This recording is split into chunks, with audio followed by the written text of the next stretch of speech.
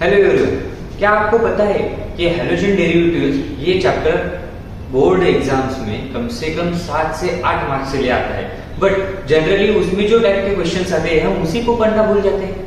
हम basically study करते हैं जेई या फिर नीट के लिए, बट थ्योरी क्वेश्चन जो बोर्ड में लिखने उसे कैसे लिख पाएंगे, इसके लिए स्पेशल सीरीज हम आज से शुरू करने वाले हैं, जिसमें हम बताएंगे आपको कुछ भी ऐसा जो भी पीवाईक्यूज आप तैयार कर पाएंगे, जो भी क्वेश्चंस यहाँ से बन पाएंगे, वो सब क्वेश्चंस हम इस सेशंस में लेने वाले हैं। So hello guys, welcome to organic chemistry. और आज से हम हमारे नई शुरुआत करने वाले हैं, जिसमें हम सिर्फ बोर्ड से रिलेटेड चैप्टर्स के बारे में पढ़ेंगे और उससे ज्यादा मार्क्स आप बोर्ड्स में भी कैसे ला पाए उसके बारे में हम स्टडी करने वाले हैं। तो चलिए शुरू करते हैं पहले हैलोजन डेरिवेटिव से। जनरली हैलोजन डेरिवेटिव्स एक ऐसा चैप्टर है जिसमें सिर्फ हम 17th ग्रुप के बारे में पढ़ाई करने वाले हैं।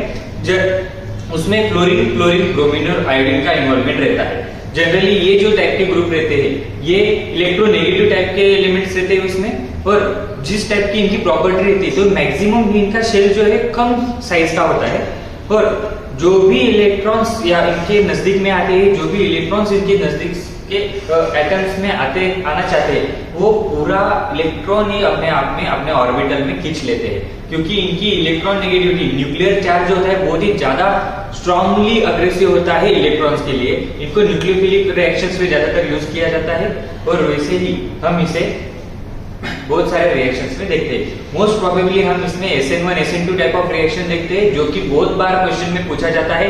उसके नोट्स भी आ चुके हैं और ज्यादातर वक्त में हमें क्वेश्चंस उसके देखने को मिलते हैं। तो फिर सबसे पहले हम हैलोजन डेरिवेटिव्स के बारे में पढ़ लेते हैं कि हैलोजन डेरिवेटिव्स होता क्या है। मोस्टली हैलोजन डेरिवेटिव जो होते हैं, जो किसी भी कार्बन चेन को अगर हम हैलोजन से अटैच कर दे तो हमें उसे हैलोजन डेरिवेटिव्स कहते हैं। चलिए हम पहले स्टार्ट करते हैं उसे क्लासिफिकेशन कैसे किया जा सकता है। हैलोजन डेरिवेटिव्स को दो तरीके से क्लासिफाई किया जाता है।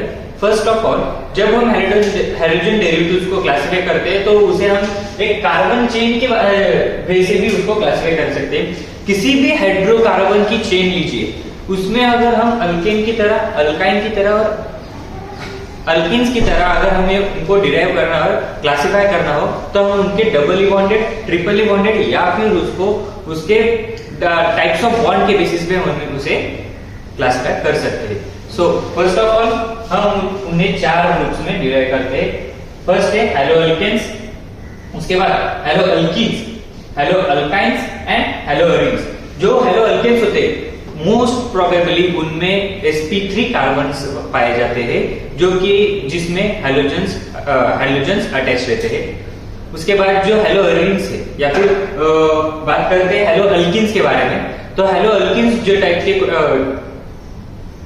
कार्बन चेन है उसमें मोस्ट प्रोबेबली sp2 कार्बन रहते हैं, डबली बॉन्डेड कार्बन हमें यहाँ पे मिलते हैं। उसके बाद है हमारे हैलो अल्काइंस, जैसे कि हैलो अल्काइंस में हमने ट्रिपली बॉन्डेड हम ज्यादातर देखते हैं, sp हाइब्रिडाइज कार्बन यहाँ पे हमें मिलते हैं, जिनको हैलोजन डायरेक्टली अटैच रहते हैं। उसके बाद आते हैं हैलो अरीन्स। हैलो अरीन्स ऐसे टाइप के बॉन्ड्स होते हैं जिनमें स्पेसिफिकली बेंजीन रिंग को डायरेक्टली अटैच हैलोजन हमें देखने को मिलते हैं।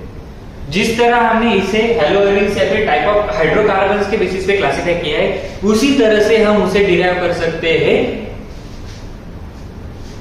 सेकेंड नंबर है number of halogen atoms.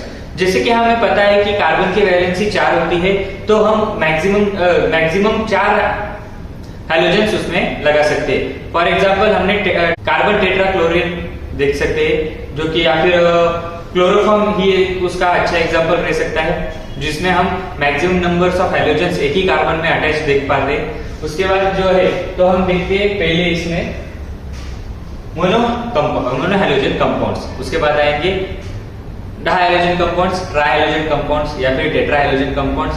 Number of halogens जिस तरह से अटैच रहेंगे उस तरह से इसको हम क्लासिफाई